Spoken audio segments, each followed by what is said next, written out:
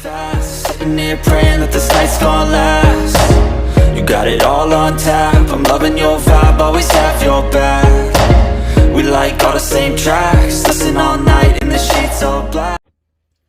Salam sejahtera Malaysia, selamat datang ke channel Fels Lifestyle. Baru-baru ini kita dikejutkan dengan insiden ataupun serangan bom botol di rumah ahli parlimen Beruas Ngeh Kuham pada 10 Januari lalu. Keputusan terkini, satu artikel dari Malaysia Kini, polis masih siasat motif serangan bom botol di rumah Ngeh. Polis Perak masih menyiasat motif di sebalik insiden serangan di kediaman ahli parlimen Beruas Ngeh Kuham pada 10 Januari lalu. Ketika dihubungi Malaysia Kini, Ketua Polis Perak Muhammad Yusri Hassan Basri berkata, kes itu masih disiasat susulan penahanan seorang lelaki pada 12 Januari lalu. Yusri berkata, suspek yang ditahan di Shah Alam, Selangor itu akan direman sehingga 16 Januari untuk siasatan lanjut. Ditanya jika perintah tahanan reman terhadap suspek akan dilanjutkan, Yusri berkata, tunggu keputusan esok. Pada Sabtu lalu, Yusri mengesahkan lelaki yang berumur dalam lingkungan 30-an itu bukan ahli mana-mana parti politik dan tidak mempunyai rekod jenayah lampau. Semalam Yusri mengesahkan suspek negatif dada. Dia juga dilaporkan berkata pihak polis telah merampas 2 telefon bimbit daripada suspek. Kes itu disiasat mengikut Seksyen 435 Kanun Keseksaan yang boleh membawa hukuman penjara 14 tahun dan denda jika sabit kesalahan.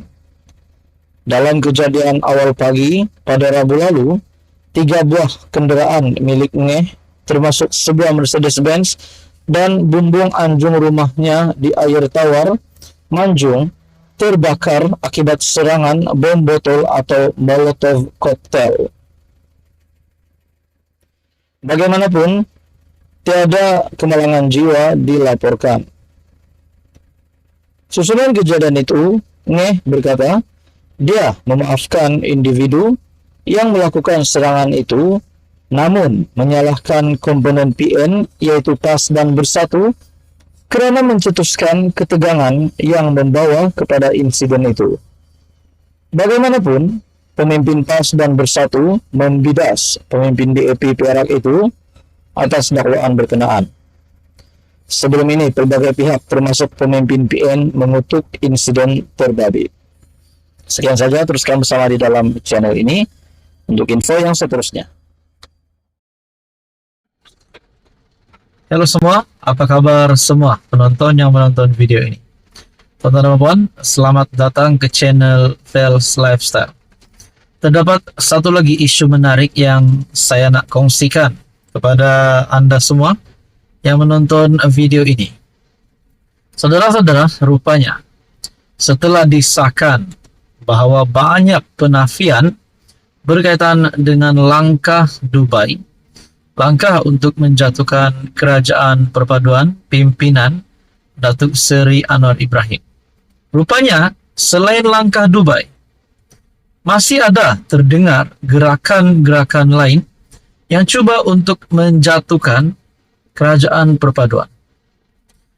Dan disebut di dalam satu perkongsian daripada Syabuddin Husin ataupun Syabuddin.com yang menyatakan 2 pilihan tersedia jika ada MP UMNO masih gairah hendak jatuhkan kerajaan. Terdapat 2 pilihan yang dikongsikan di dalam blog ataupun artikel dari Syabuddin Husin. Walaupun telah disahkan tiada apa-apa gerakan maupun pertemuan di Dubai untuk menjatuhkan kerajaan sebagaimana dikecoh-kecohkan sekaligus menolak dakwaan yang dibuat JCOM. Tapi nampaknya usaha untuk menyingkirkan Anwar daripada kerusi Perdana Menteri tidak pernah terhenti. Dikabarkan masih ada bermacam gerakan lain sedang akan muncul yang diusahakan untuk menukar kerajaan. Di waktu yang sama, usaha mengumpul SD atau akuan bersumpah menjadi percakapan yang makin luas. Kononnya, ia telah diusahakan sejak akhir tahun lalu. Dikatakan usaha tersebut tiada kaitan dengan langkah Dubai yang semata-mata khayalan. Dipercayai kerana berterusannya perkabaran, itulah yang membuatkan Anwar sendiri terpaksa bersuara agar mereka yang ingin menjatuhkannya melakukan perkara itu melalui usul undi tidak percaya di parlimen. Katanya sudah setahun beliau menunggu blok pembangkang melakukannya, tetapi mereka tiada keberanian. Seperti yang dinyatakan Datuk Seri Anwar Ibrahim di dalam artikel yang berlainan, juga berkata bahawa pembangkang tiada kekuatan untuk menukar kerajaan hari ini.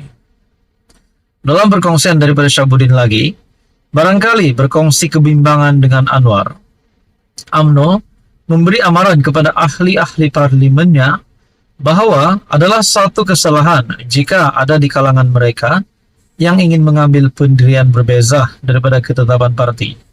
Kita juga mengetahui seperti yang dinyatakan kepimpinan UMNO Barisan Nasional bahawa kalau ada MP yang cuba untuk menarik sokongan ataupun lompat ataupun melanggar ketetapan parti, yaitu untuk menjatuhkan kerajaan, perlu membayar RM100 juta. Nah, di dalam perkongsian ini, Setiausaha Agung UMNO Dr. Ashraf Wajdi Dusuki berkata, bersekali dengan berkuat kuasanya akta lompat parti, MP UMNO juga dilarang daripada menongkah arus. Ramai yang mungkin tidak menyedari, termasuk penganalisis politik, ahli akademik dan pembangkang, bahawa perlembagaan UMNO telah pun dipindah dalam Perhimpunan Agung khas pada 13 Januari 2023 yang menghalang ahli-ahli parlimen bertindak membelakangi apa jua keputusan parti dan menyertai sebarang pakatan politik untuk menyokong seseorang sebagai Perdana Menteri. Dalam perkongsian ini, dengan mudah difahami kenyataan Dr. Ashraf adalah ditujukan khas kepada segelintir MP UMNO yang tidak pro kepada Zahid, yang dikatakan bila-bila masa boleh bersama dengan suatu pakatan lain menjatuhkan kerajaan. Ada yang menyebut jumlah MP UMNO yang pro kepada blok pembangkang berjumlah antara 10 hingga 12 orang. Maka sekarang, berdasarkan kenyataan Ashraf, langkah ahli parlimen UMNO berkenaan telah tersekat dengan sendirinya. Sebab itu, Bersatu tidak boleh bertindak terhadap 5 ahli parlimennya yang mengisytiharkan sokongan kepada Anwar. Jika mereka bertindak juga menyokong usaha menjatuhkan kerajaan, UMNO boleh bertindak mengisytiharkan mereka telah melanggar perlembagaan parti serta terlucut kedudukan sebagai MP. Pertama, mereka sendiri secara terbuka mengumumkan sokongan kepada perubahan kerajaan, baik melalui kenyataan media atau SD. Selepas itu mereka bertandinglah semula atas tiket dan sokongan PN di kawasan yang sama.